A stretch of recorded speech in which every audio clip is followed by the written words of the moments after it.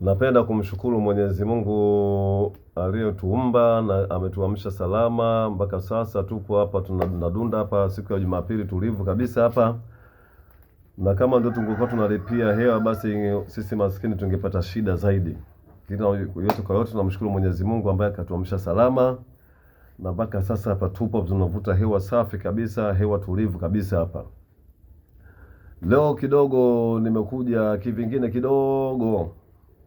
Kwa watu ambao wamenizoea, leo nimekuja kivingine kidogo, kwa sababu nimekuja na ujumbe mzito kabisa, hususan kwa mashabiki wa klabu ya Simba, kwa wanachama wa klabu ya Simba, kwa wadau wote, kwa mafans wote wa klabu ya Simba kote duniani. Nimekuja na bango ambalo limeonyesha kabisa kwamba hapa kuna maandishi yanaoneka Jairut, yani Jairut hapa, Jairut. Mzabuni wa jezi Jairut hapa. Na nimekuja hapa, kuna picha inaonyesha hapa ya Mo Kola hapa.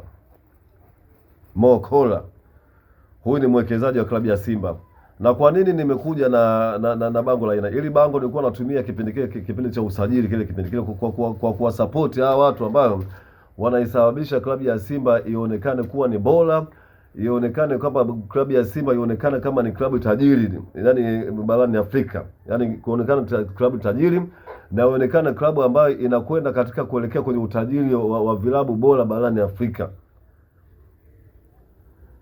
Sijawagawa, kwa sababu wote kwenye klabu ya Simba wana thamani, na ndio maana ili bango litengenezwa kwa special, yani maalum kwa ajili yao, kwamba Jairut Investment, mzabuni wa jezi, na Mo Kola hii hapa, ambaye Mo Kola hii hapa, ambao wote wako katika klabu ya Simba. Wote ni Simba, wote ni mashabiki wa Simba, wote ni wanachama klabu ya Simba. Na kwa nini nimekuja katika muonekano huu?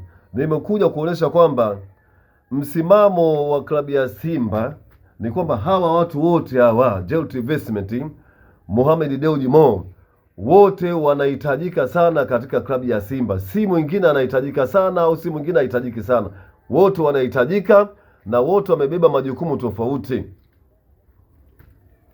Nimekuja kutoa elimu ya bure kwa wachambuzi ambao ufeki wanataka kutengeneza mpasuko katika klabu ya Simba, ili mradi onekane kuna upande wa fulani, kuna upande wa fulani. Simba ni moja tu. Simba ni moja tu. Simba ni moja tu. Na ndio maana tunataka kutoa elimu ya bure. Watu waijue elimu ya bure. Watu wasitake kwa sababu kila mtu anaongea la kwake. Lakini mimi ndatoa vitu vingi tu ambavyo kwa mtu mwenye akili yote yule atakapovisikiliza hapa atajua Mwaiparoji kaongea kitu gani ambacho kaongea, kuna kitu kaongea ambacho itabidi akichukue, ajue Simba ni moja, Simba nguvu moja. Simba ni nguvu moja.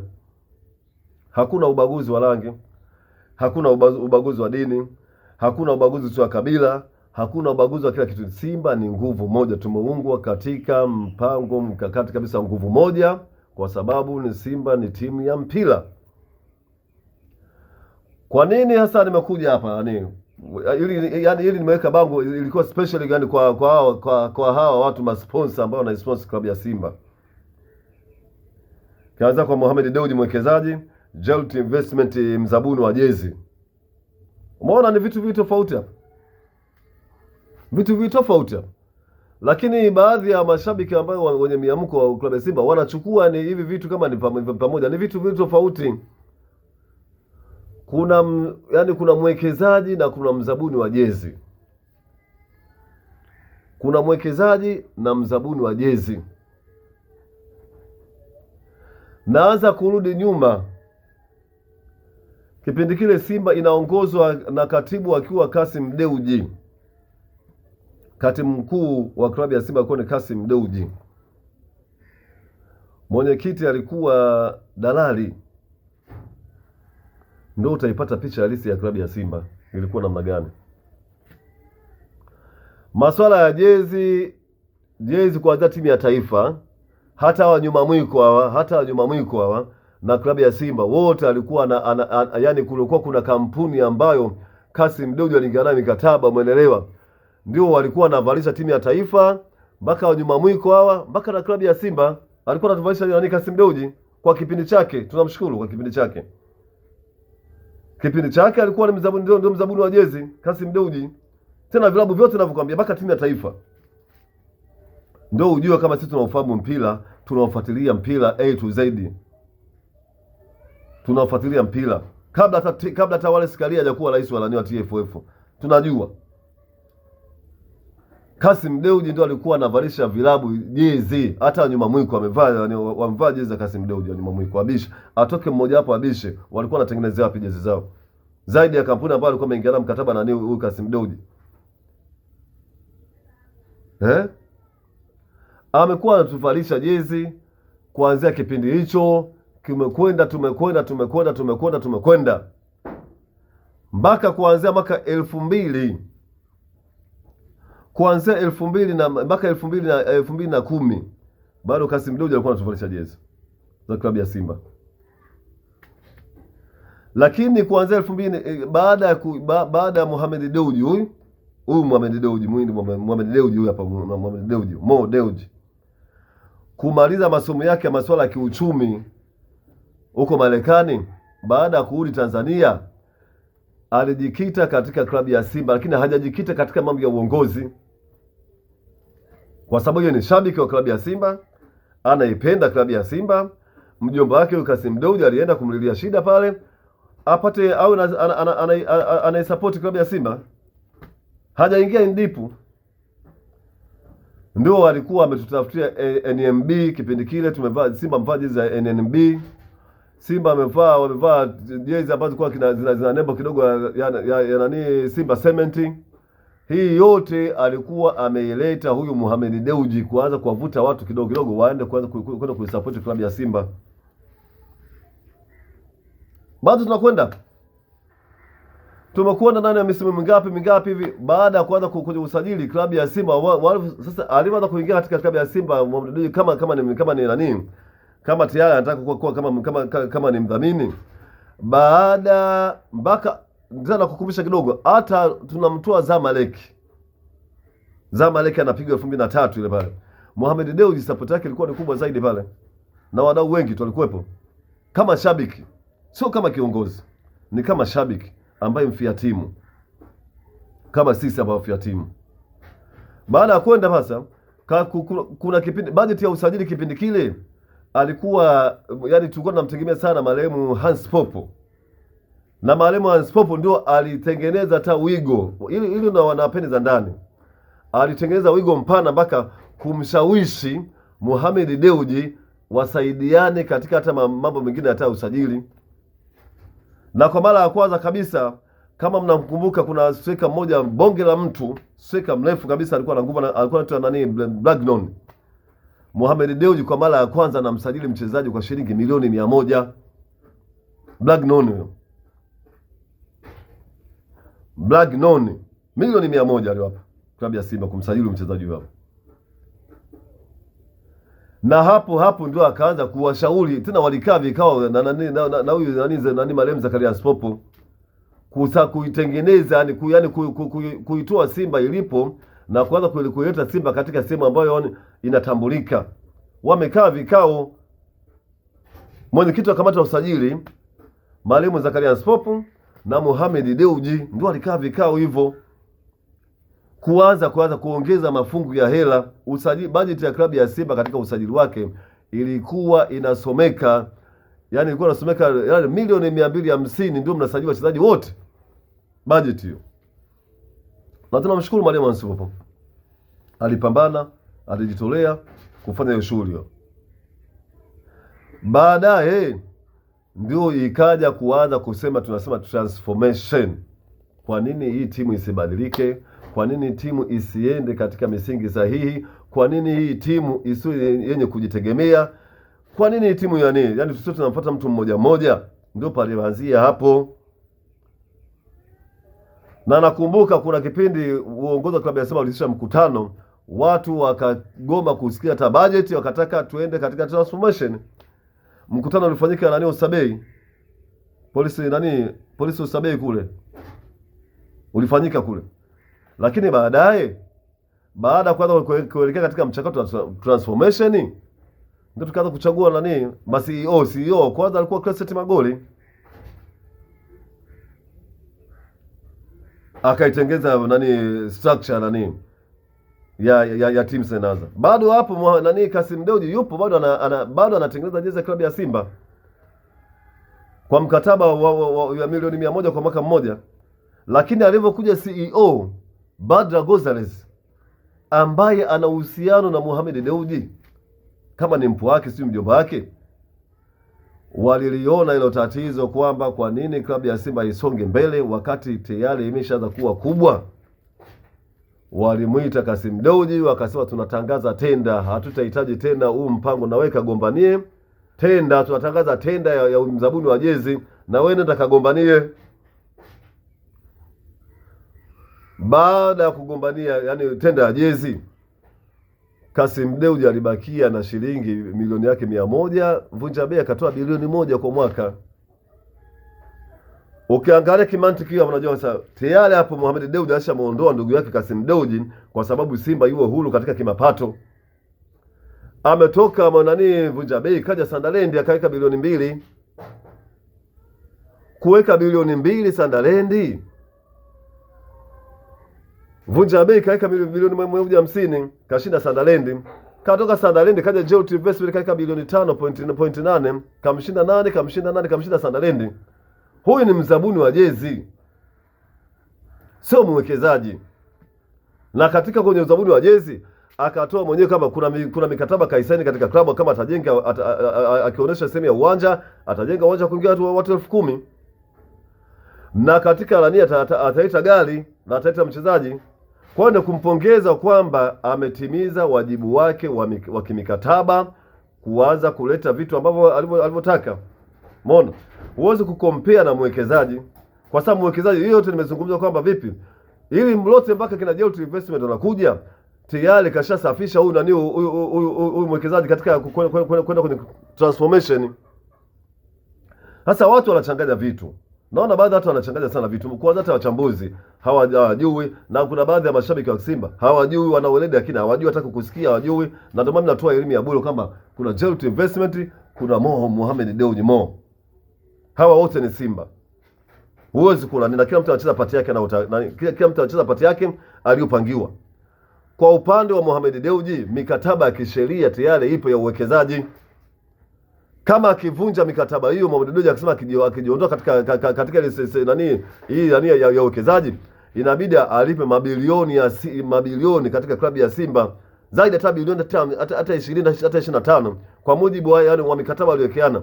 Na klabu ya Simba kama ikivunja mkataba na Mohamed Dewji inatakiwa walipe hela nyingi tu, kwa sababu ni mkataba tayari. Huyu ndio main sponsor ambaye alianzisha nini, huyu ndio ni director ambaye alianzisha mabadiliko ambaye tayari ndani yake yupo tayari ni mwekezaji, pamoja na kuwa mchakato hujabadilika. Na serikali kwa kuliona hilo, na ndio maana ikaongeza tena wawekezaji watatu. Ina maana mabadiliko yanaenda kufanyika pale, na ndio maana katiba ya klabu ya Simba imefanyia mabadiliko. Zamani viongozi ndio walikuwa na mamlaka mali ya Simba, lakini safari wadhamini ndio wenye mamlaka makubwa zaidi ya kukaa na mwekezaji au wawekezaji. Sasa hapo una hukumu nini hapo? Kuna watu wanafikia hatua wanasema na huyu Mohamed Dewji kaeka nini? Wewe una akili kweli? Wewe ni Simba. Historia hujui? Au umekurupukia tu mwaka 2000 yani hii 2019 ndio unaifahamu Simba? Wewe unaweza kauliza Mohamed Dewji kaika vipi? Na hata kuna baadhi hata viongozi wanajificha katika hichi kichaka hichi kwamba wamejigawa yani wako katika upande sio Jeult Investment sio upande. Kaeni kwenye Simba moja. Kaeni watu wote wanafanya kazi ya Simba. Kazi yote wanafanya kazi ya Simba. Kwa sababu mkataba wa Jeult Investment ni wa miaka 5. Mkataba wa uwekezaji hauna mwaka. Uwekezaji atakapo feli kutimiza majukumu yake baada ya mchakato kukamilika, hapo ndio anatafuta tena mwekezaji mwingine au wawekezaji wengine. Lakini mkataba wa miaka 5 wa Jeult Investment anacheza pati yake kwa kutimiza yale malengo ya kimkataba mkataba wake. kwa sababu asipotimiza mkataba wake, ina maana atakuwa kavunja mkataba na watu watamtafuta tena mzabuni mwingine wa jezi. Hilo hamtaki kulielewa watu wa Simba. Hii ni elimu ya bure tu. Tuna mashindano, tuna lengo la kuwa mabingwa. Tusiingie katika mkumbo huu hapa. Mohamed Dewji ni mwekezaji, Jelut Investment mzabuni wa jezi. Anachocheza pati yake, tuache tumpe mapongezi, anacheza pati yake. Pati aliyocheza Mohamed Dewji mpaka kufika kuwa, yani Simba anaonekana kuwa ni dhahabu, ni pati kubwa zaidi. Pati kubwa zaidi ambayo amecheza nani Mohamed Dewji. Ndani ya miaka zaidi ya 15 yote hiyo. Kacheza pati kubwa sana pale. Kwa hiyo sio hafai kubezwa. Na ndio maana sisi watu tunasimama naye. Na ndio maana sisi tupiga kelele tukamwambia arudi katika kwa mwenyekiti wa bodi ya kurugenzi. Tulikuwa tunamaanisha hakuna mtu ambaye atakayeweza kuibeba Simba kama nani zaidi ya Mohamed Dewji. Walikuwa kina JSM wao. So walikuwa kipindi kile Simba anapita kwenye magumu. Wanatokeza mbele yani makampuni baadhi ya makampuni. Huyu watu wanasema kwamba eti Azam nani huyu Balesa alikuwa anataka Simba. Simba ampita kwenye masuala magumu. Kwani Balesa alikuwa yupo pale. Lakini Mo Dewji aliamua kuibeba yeye kama ni shabiki. Kwa sababu haya mambo ya kuzibeba timu kwanza atakiwa uwe shabiki kwanza. Lakini ukiwa tu mwekezaji hivi na hivi yani unatafuta hela tu pale, unakimbia katika hivi vilabu hivi. Lazima uwe shabiki wa hiyo timu kwanza. Kuna maumivu, lakini lazima uwe shabiki uvumilie maumivu hayo. Kwa hiyo tusicompare, yani tusilinganisha watu wawili tofauti. Ndio maana nimeweka Mohamed Dewji ni mwekezaji, Jelut Investment ni mzabuni wa jezi. Na hawa wote wanafanya kazi ya Simba. Ni sisi hapo kuwaunga mkono, sio kugawa makundi. Tuna lengo la kwenda kuwa mabingwa. Lengo letu liko pale. Na nimeshaongea na baadhi hata viongozi kwamba tunataka kuwa mabingwa na ubingwa huo upo. Lazima tupambane kuhakikisha Yanga anaharibu mechi zake. Hilo ndio lengo mama hilo. Kwa hiyo kama viongozi tunakwenda katika twendeni katika lengo letu ile kwamba mwaka huu tuwe mabingwa. Ndio lengo kubwa. Pati ambayo anataka kuja kucheza Mohamed Dewji hapa niodokezeni kitu kimoja. Hamzungumzii kwamba kuna barua mwekezaji aliandika barua ya kuomba ruhusa ajenge uwanja wa kuingia watu 45,000. Na barua kaifikisha sehemu salama kwenye bodi ya dhamini ambayo ndio wenye mali ya timu. Na ile barua bodi ya dhamini kwa sababu bado katiba ilikuwa inasigana hivi mpaka serikali wamekuja kuifafanua. Ina maana bodi ya dhamini ikarudisha tena ile barua pale kwa bodi ya kurugenzi waifanyie tathmini itakapokuwa. Na makubaliano kwamba yeye asilimia achukue 80 kwa asilimia 20. Watu walipiga sana kelele, lakini tukawafahamisha kwamba yani mpango wa Mohamed Dewji ni kwamba asilimia 80 anachukua yeye, asilimia 20 anachukua klabu. Miaka inavyokwenda mpaka itafika hatua klabu itakuwa na asilimia 100, mwekezaji anakuwa tayari kashamaliza mambo yake. Ndio mikataba ya kisheria namna hiyo baba.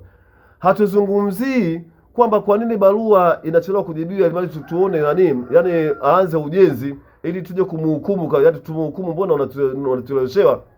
Kuna watu wameahidiwa uwanja kuanzia, yani mtu anasema kama kesho ndajenga uwanja, lakini mpaka sasa tofali alipo, watu wenyewe wanatukanana huko kwenye mitandao huko.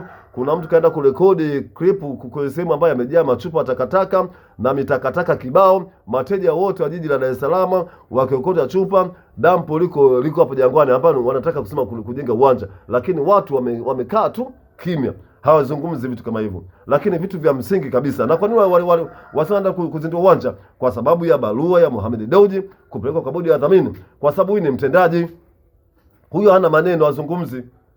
Tumeona uwanja wa Bunju kulikuwa kuna maneno mengi, hakuna press, lakini umeenda kuzinduliwa, vyombo vya habari vimeenda kuzindua pale. Tumeona uwanja ulikuwa mzuri kabisa wa mazoezi, na ni timu moja tu ambayo ina uwanja wa mazoezi Tanzania. Ukipata nyingine, hebu niandikie comment hapo chini hapo. Timu gani ambayo ina uwanja wa mazoezi? Hakuna timu Tanzania nzima. Ni timu moja tu, klabu ya Simba. Na Safari Club license tunataka TFF wawe makini sana. Timu haina uwanja wa mazoezi, futilia mbali. Timu haina timu B, futilia mbali. Tunataka mpira usonge. Kwa hiyo leo nimetoa elimu kwa hawa watu kwamba Mohamed Dewji ni mwekezaji, Jelut Investment ni mzabuni ambaye kaingia mkataba wa miaka 5. Kwa hiyo tusichanganye vitu hapa, tusichanganye mambo. Kila mtu anacheza pati yake. Party anayecheza nani Jeruti Investment katika tuletee Iliza ambayo imeshakuwa tayari tishio kwa upande wa pili, imekuwa shida.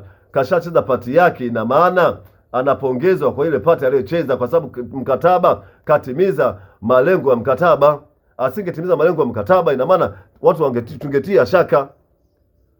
Party anayokuja kucheza nani huyu Mo Dewji ni party ambayo ya uwekezaji, ni party ambayo ni nzito, kama anafikia tu kutaka kujenga uwanja wa kuingiza watu 45,000. Kwa hiyo hawa watu ndio kuwapongeza. Tuachane na mihemko, tuachane na mawazo finyu ya hawa wachambuzi feki. Tunajua sasa wachambuzi hawa wanatumia Macedoni, wachambuzi wanavuta shisha ndio kuingia katika vipindi. Tunafahamu zote, lakini tutawaanika, yani tunapokwenda huko mbele tutawaanika wazi. Na ndio maana leo Mwaipamoja amekuja na jambo jingine jipya kabisa, kama Jeruti Investment. Unamuona hapa, nakuja kumuona Mo Kola hapa. Hii Mo Kola, hawa wote wanaipambania klabu ya Simba. Ni jukumu letu sisi mashabiki, wanachama, wadau, mafansi, tuiunge mkono klabu ya Simba, kwa sababu kama nimemsikia Crescent Magoli anakuambia Simba ina wafuasi milioni 20 katika mitandao ya kijamii. Wanataka kugeuza hao wafuasi milioni 20 kuwa wanachama. Wadhani itakuwa klabu gani? Tutaizidi mpaka National Al Ahly. Tutawazidi mpaka National Al Ahly. Itakuwa ni klabu bora barani Afrika. Twendeni tukaipambanie klabu ya Simba. Twendeni, tuna mechi ngumu zaidi. Tuna mechi ya Mbeya City tarehe 17, tuna mechi tarehe 21 na Coastal Union. Turudishe akili zetu katika masuala ya mechi. Hili jambo nalifunga hapa, na ndio maana nimekuja na bango Mo Kola Jeruti Investment. Ndio nimekuja nazo hivi. Alamsiki.